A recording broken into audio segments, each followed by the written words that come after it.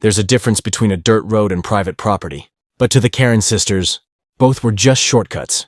I own a 60-acre farm tucked against the edge of county land, surrounded by rolling fields, grazing cattle, and the kind of peace you can't buy in the city. That peace shattered the day 2 BMWs rolled across my pasture like they owned it. Not down the road, right through my land, over my grass, past my private no-through access signs. Twice a day, morning and evening. One morning I stepped outside with a thermos of coffee in one hand and a mouthful of disbelief. The first car zipped by, its tires flinging chunks of my soil into the air like a slap to the face. Then came the second, silver, polished, and driven by a woman with sunglasses so big I could see my farm reflected in them. I flagged them down, asked politely, explained. Their response, "Oh, relax," the older one said, rolling her eyes. "It's just a shortcut. We're not hurting anything." They were hurting something. My land, my livelihood, my respect. But I didn't shout. I didn't threaten. I just smiled and walked back inside, already sketching out a plan. Because the thing about shortcuts is, they only work if the path doesn't bite back. My name's Ben. I've lived on this farm nearly 12 years. Everything I have depends on keeping the land healthy and undisturbed. There's a gravel road that loops a mile out of the way, but most folks respect it. Not these two.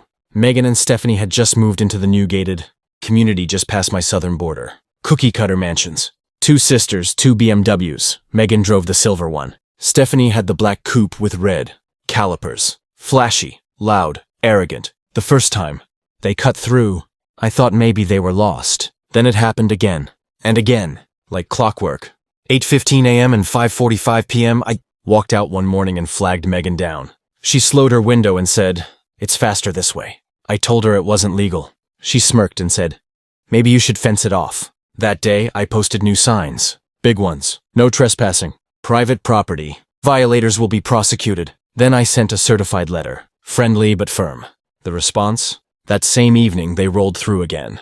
Stephanie even tossed a candy wrapper into my trough as she passed. That night, I stood by the oak tree near the fence, watching headlights glide over my fields. They were mocking me. I called the sheriff and filed a report. Deputy Ray nodded sympathetically. Said I'd need proof they ignored signs. "Got it," I said. "I'll get footage." I installed trail cams, motion-activated, high-def, night vision. I captured gold. 3 angles, audio included. Megan's voice, "Relax, it's just a farm." Stephanie, "Oh, we're trespassing, Megan." "You scared?" They laughed.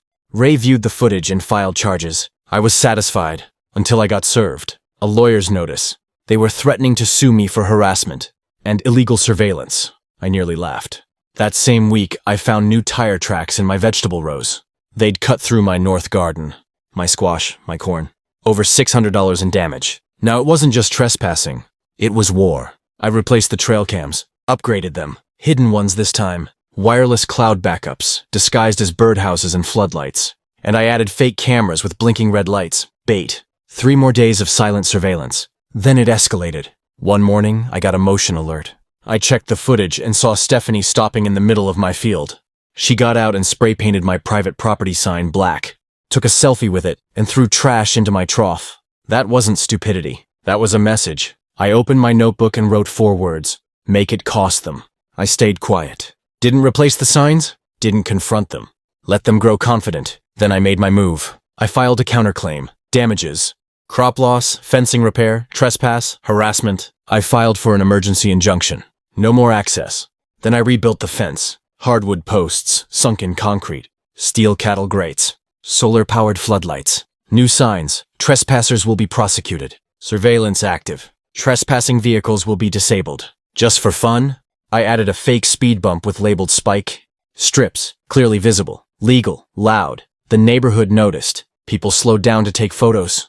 The HOA president came by, nervous. Asked if I could tone it down.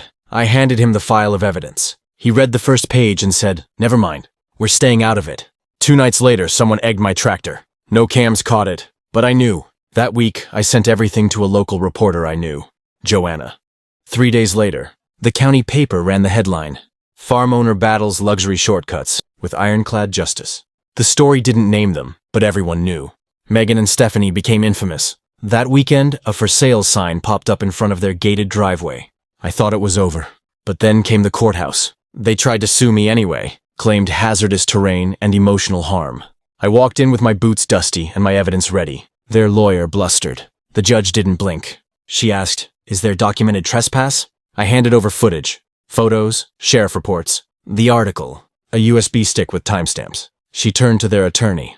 "Your clients repeatedly trespassed, destroyed property, and then filed this?" He fumbled. She waved it off. "Mr. Rourke, your counterclaim stands. Damages awarded in full, legal fees included." Then she looked directly at them. "Set foot on his land again, and you'll be arrested." Stephanie turned pale. Megan stared at the floor. The gavel fell. Bang. That night, I sat on my porch listening to the cicadas. The gate sign still read, "Private property," but I added one more beneath it. "No trespassing. Survivors will be towed." A joke, mostly. People still come by to snap photos of the sign. A kid on a dirt bike once asked if I was the Karen killer. I laughed, but deep down, I realized something. I didn't win by fighting dirty. I won by planting my boots in the soil and saying, "Not this land. Not today." The sisters sold their house at a loss. Both BMWs gone. One was left sitting so long, a storm dropped a limb straight through the windshield. Now my greenhouse thrives where their tire ruts once tore up my soil. I named it Shortcut Farms, as a reminder, as a warning. And if you've made it to the end of this story, tell me this. What would you have done? Drop a comment below. And if you're still here, type, "Justice served." Because out here, sometimes justice doesn't knock. Sometimes it tows the car.